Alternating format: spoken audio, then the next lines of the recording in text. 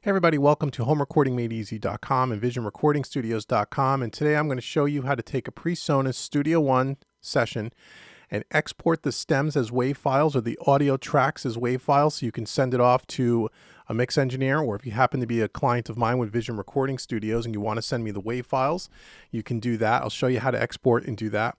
And I'm also going to show you how to send the actual recording session file, the Presonus file. So if you're a client of mine and you're recording in Presonus Studio One and we agree you're going to send me the actual song file, this is how you do it. So I'm going to show you two different things here.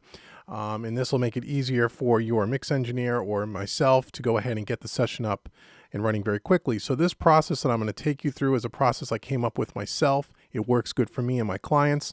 There are other ways to do this, but this process happens to work for me. So we're in Presonus Studio One version 3 here. It doesn't matter if you're in version 3, version 2, or version 1 of Studio One. This process will work. Follow the steps. So the very first thing I want you to do, if this was your recording session, is I want you to save this and make a duplicate copy of it. And the reason for that is I want you to preserve the original copy. I don't want you to modify anything in the original copy. I want to make a duplicate of that before we start modifying things to prepare it to send to me. So we're going to come up to File. First thing we're going to do is go up to File. We're going to go to Save to New Folder. Okay, which we're going to create a new folder. I'm going to ask you to put it on your desktop. And what this is going to do is it's going to create an exact copy of all the audio, all the MIDI, and as well as the song file in a separate location to preserve your original session. So here you're going to have a save dialog box, and save as, what I would ask you to call this is the artist name underscore the song name underscore the beats per minute, or the tempo of the session if you could. So that's how I'll do this.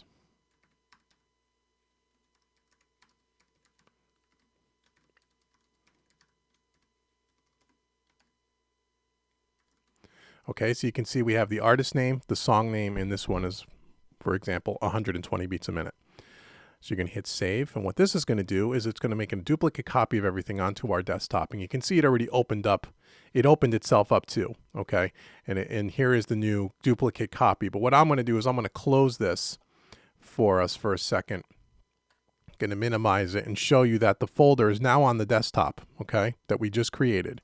And if you open that folder, before you do anything, make sure that you have the song file, make sure you have a cache folder, and make sure you have a media folder. Inside of your media folder will be all the WAV files that are associated with your session. And the cache folder will have an images folder along with some image files, okay? So now that we have that, we close Studio One. We're reopening now Studio One with the new duplicate copy that we called artist name, song name, 120 beats per minute. So just open that up. And here is your session, the duplicate copy. So the first thing I'm going to ask you to do is to put all your faders to 0 dB. If you were playing around with a mix and you have the faders all over the place, bring them all to unity if you wouldn't mind. Same thing with your panning. Make sure your panning is all to the center, not off to the left and the right.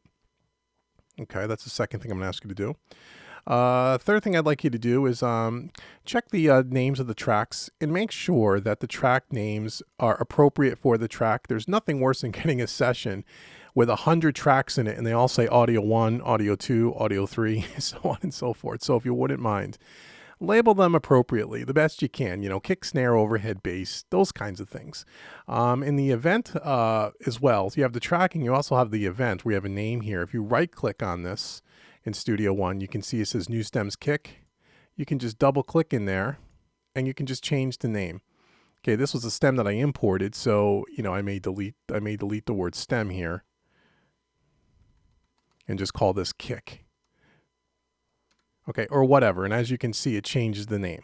So make sure all the names are named properly and appropriately. Okay, the next thing you're going to do is you're going to consolidate tracks. And what consolidate tracks is, let me go ahead and let me do this on the bass here. So let's say you have a track that has a bunch of different cuts in it. Let's say you went ahead and you overdubbed and you were piecing together or comping a performance, and now you have a bunch of tracks here or a bunch of separate audio events. Okay, what I want you to do is I want you to consolidate that, or in Studio One we call it bouncing. So what you're going to do, and the reason why is because when you send that file to me, especially if you're sending the whole recording sessions, if things are chopped up like this, they don't always line up and sync up at the beginning of the session like they're supposed to. So anything that's not one solid block of audio, go ahead and highlight all the events in the track, okay? And then you're just going to right click on it and you're going to go to bounce selection, okay? Or if you're an old Pro Tools user, this will be called consolidate, but here we call it bounce selection. And as you can see, it made it one block of audio now, okay? It's not separate blocks anymore. Okay, so make sure you do that with all your tracks. Make sure you consolidate everything. Okay, that's very, very, very, very helpful. Okay, so now, once we've done that, also make sure that all your events, all your tracks start at the very beginning at zero, at the zero on the timeline. That we're not starting in the middle of the a minute or 30 seconds, and make sure everything is to the beginning, everything's lined up and starts at zero. The next thing I'm going to ask you to do is, if you have any virtual instruments like I do here, I added this easy keys. As an example here, I used a VST, okay, to make a MIDI part here of a keyboard. Okay, I want to make sure that unless we've discussed it, if you're a client of mine, and unless we discussed this privately and I asked you to leave the VSTs or the virtual instruments or the MIDI data in place, unless we've specifically discussed that, I want you to convert all the MIDI to an audio file. The reason for that is, let's say you were using a different keyboard. Say you were using, I don't know, another third-party VST. And if I don't have that VST instrument and you just send me the MIDI file, I'm not going to be able to open it up and get the same sounds that you created. Or maybe you have the same virtual instrument as I do, but maybe you did stuff with, distortion, and you did some stuff to tweak the settings to make it sound the way you want to. Unless I have all of that in the same exact plugin, I'm not going to be able to get the same sounds you have. So the easiest thing for you to do is to convert this convert the MIDI to an audio track. Now this happens to be, again, 4 or 5 different sections. So just highlight them all, okay? And then what you're going to do is you're going to come up to track, and you're going to go to transform, and you're going to go to transform to audio track. You're going to get a dialog box. In that dialog box, it's going to ask you a bunch of different things here. You want to keep the render inserts on. In other words, let's say you have a reverb on this piano piece, and you like the reverb and you want to keep that reverb sound. You want to make sure that you render the inserts so it renders the reverb. It records the reverb as part of the audio track, okay? If you don't have any inserts on the track, you can just uncheck this. Okay, but if you leave it checked and you don't have any inserts on there, it's not going to matter. Preserve the instrument track state. You can just leave this unchecked because, again, we're working with a copy of your original session, not the original session. Remove the instrument, which means that after this thing records to audio, it's going to remove the instrument track from the session, which I recommend you do. So you can go ahead and click that. And then again, auto tail, you can just leave that off, okay?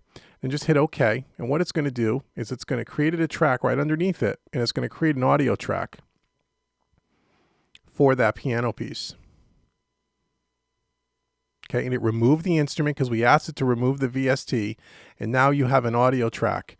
Again, it's cut up in 4 sections, but you have an audio track of that piano now. Okay, and I can just play that quickly just so you can see that it actually works. Okay, so now what I want you to do is go back and I want you to consolidate it, just like we said the last time, or bounce. Right now that we have 4 separate blocks here, if that is what you happen to have, right click, go to bounce selection. Now it makes it 1 block of audio. Really simple. Okay, so that's converting MIDI to audio. The next thing I'd like you to do is I'd like you to remove all the plugins. So open up your mixer, and if you have any plugins or any inserts, again, unless we've discussed this and we discussed something specifically about leaving something on, take all the plugins off. 99.9% of the time, I ask clients to take all the plugins off because I want the session in as raw audio as possible so I can process it the way I feel it needs to be processed. Because once you add on compression and all the other, EQs and such, and you give me that already processed, then it limits me to what I can do with the track. So remove all the plugins. Okay, once that's done, you can close that. Now we're getting ready. If we're just going to send WAV files, and if that's all we're going to do, and we're not going to send the recording session, now we're going to export the stems. A stem is nothing more than each one of these individual tracks is a separate audio file.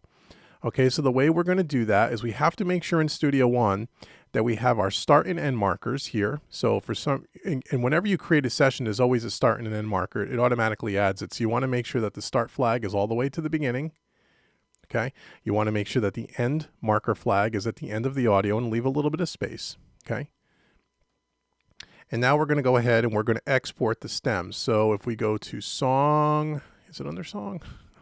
No, excuse me.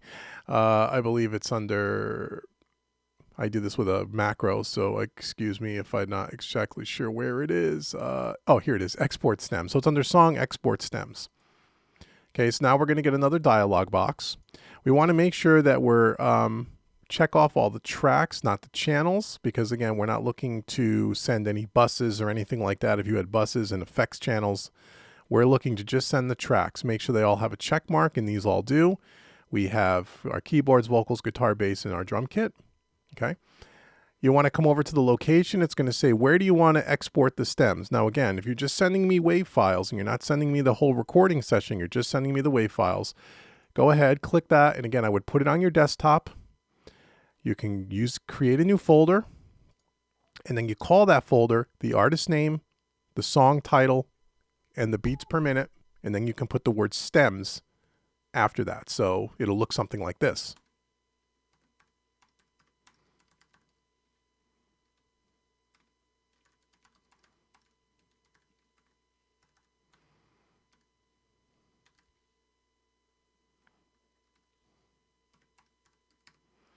Okay, artist name, song title, 120 beats a minute, stems.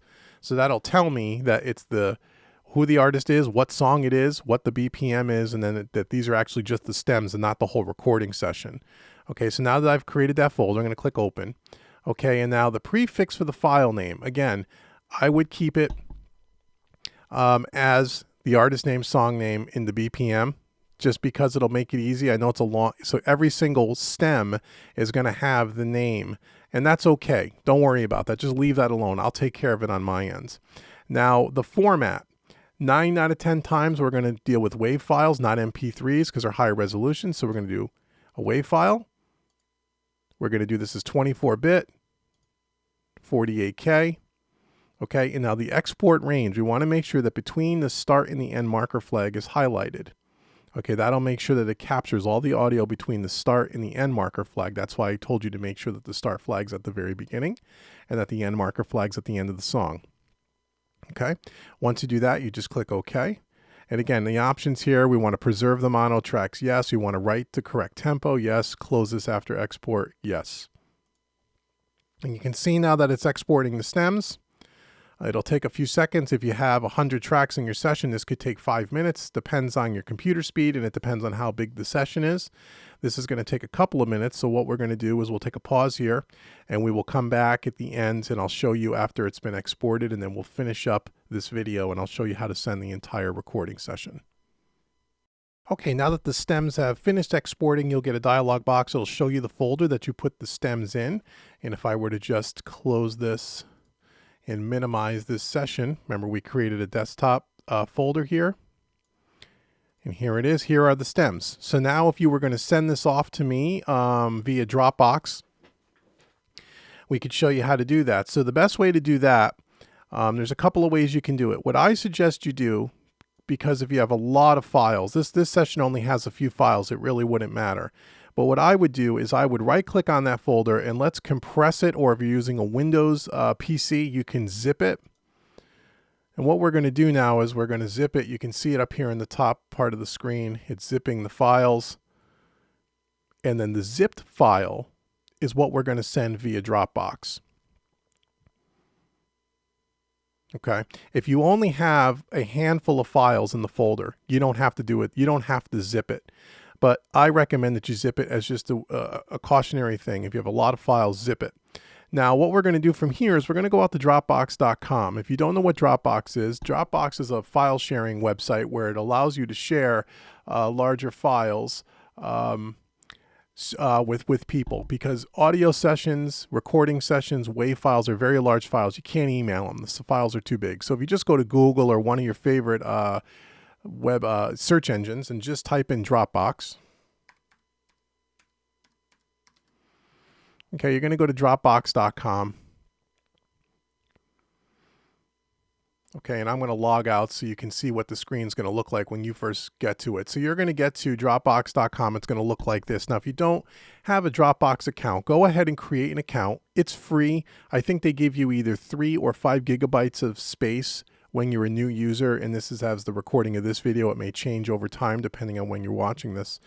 But everything that they give you for free is more than enough to send me some stems or a recording session. There, however, are paid subscriptions where you can get up to 1 terabyte of space for like 99 bucks a year. So if you do lots of file sharing back and forth, that might be something you might be interested in. But for this video, just go ahead and create a free account. Once you create a free account, you're going to log into your account. And I'm just going to do it here. I already have the password for it, but you're going to log in.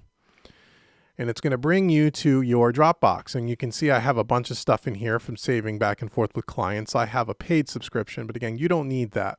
So your screen may look blank because you'll have nothing in here. So the first thing you want to do is come up to this icon here and you want to create a new folder. Okay. So we're just going to call this Presonus Studio One Test.